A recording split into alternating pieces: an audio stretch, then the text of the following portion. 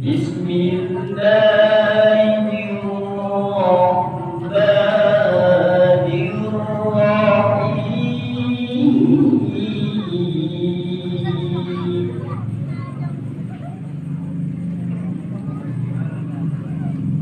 أرأيت الذي يكذب بالدين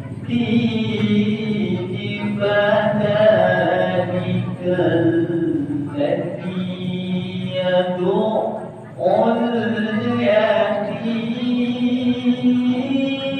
اليتيم ولا يحض على طعام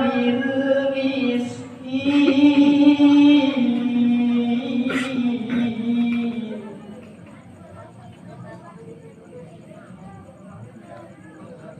فويل للمصلين الذين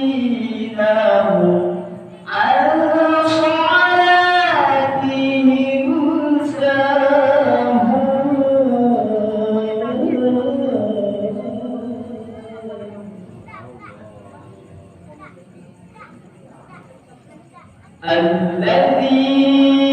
الذين هم يراءون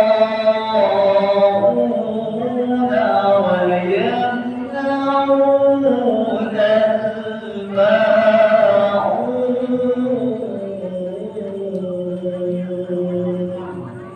صدق الله العلي العظيم